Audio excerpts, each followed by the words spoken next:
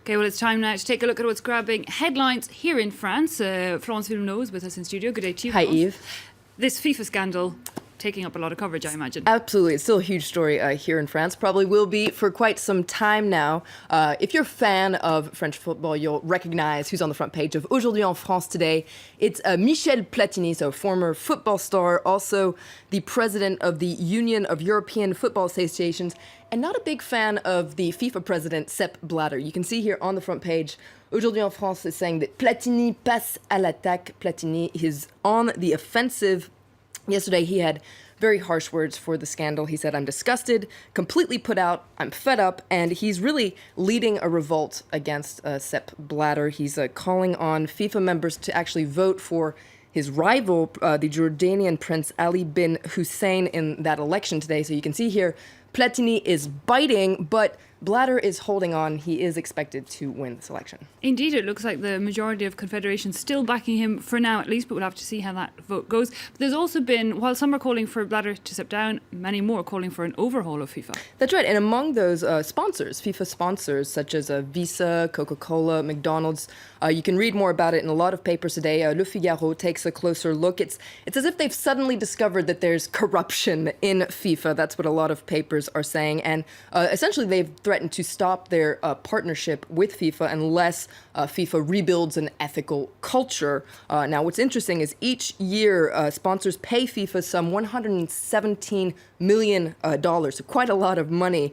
So analysts say if anybody can really push for reform in FIFA, it's these sponsors. Now, let's take a look now at a cartoon in L'Opinion today, the pro-business paper. You can see Sepp Blatter here faced with all this pressure. He's talking to one of his aides there, and he's saying, "What if we changed our name?" Now, what you see him holding there is a newspaper which is talking about what's happening here in French politics. See this way I'm segueing into the next topic.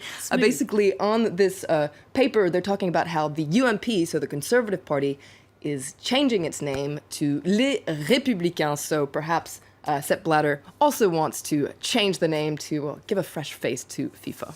Well, moving on then, that name change of the UMP, the main opposition party here in France, to the Republicans, it's going to be made official this weekend. That's right. The first official Républicain Party convention is going to be held tomorrow in Paris. You can read about it on the front page of L'Opinion. It's going to be really a good day for Nicolas Sarkozy, the leader of the UMP, soon to be the leader of Les Républicains. This name change is a major victory for him. And you can see the headline here of L'Opinion. It says that Sarkozy is really carving out a custom-made party for himself. Now, what's interesting is this Républicain Party convention comes just 1 week before another major convention, a Socialist Party convention that's going to be held in Poitiers next weekend. And so you can see Le Parisien talking about Congrès contre Congrès, party convention versus party convention, the war of the party conventions. Indeed, the rival conventions. Well, while Republican might seem just quite an American party name to us, here in France it's really caused a lot of controversy as everybody sees themselves as a Republican. Anyway, timing very much a key here, Florence, as we're exactly 2 years away from presidential polls. That's right. 2 years might seem like a long time, but these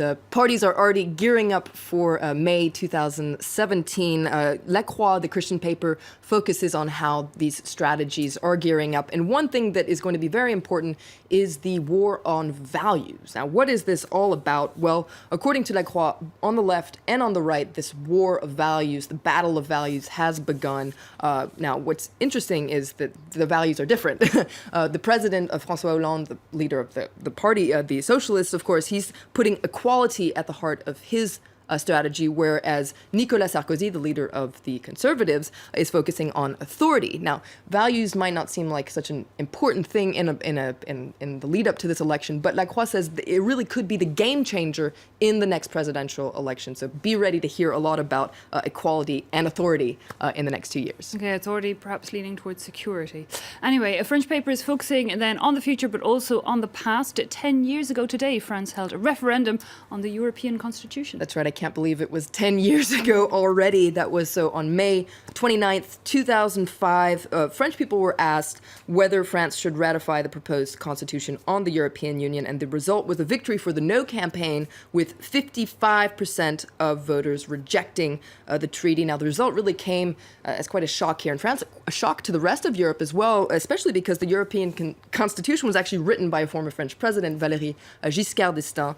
What's the deal 10 years later? Well, that's what a lot of papers are focusing on today. Le Figaro actually has a poll that says that 10 years later, French people are still very much opposed to any kind of European constitution. You can see here, 10 years later, les Français would say non. And according to this poll in Le Figaro, if the same vote were held today, well, 62% of French people would vote against it. Okay, but no plans here in France to give people that option. However, it comes as Britain plans to hold a referendum over whether or not to stay in the European Union. That's right, and it's a lot of focus on that as well. If we go back to Le Figaro in their editorial, Le Figaro says 10 years after that vote, there's still a really deep malaise here in Europe. A lot of Europeans love the idea of Europe, but they don't like the Europe that they actually have under their eyes. According to Le Figaro, the problem is that European leaders haven't put citizens first. They play deaf to the demands of citizens. What's interesting is Le Figaro, the conservative paper, is on a similar line as L'Humanité, the communist paper today, which also argues for putting citizens first, as you can imagine, for very different reasons. What you can see on the front page of L'Humanité here is the fact that this weekend a different kind of European forum is going to be held here in Paris. It's called the Alternative European Forum. It's basically an alliance against austerity, and L'Humanité is very excited about this on their front page. They say that the Europe that puts people first is planning its future here in Paris this weekend. It'd be very interesting to see what they'll come up with in this forum. Indeed, maybe got some ideas for David Cameron there as he makes his 4-city tour across Europe, trying to drum up support. France Villeneuve, thanks indeed for the review of the French papers.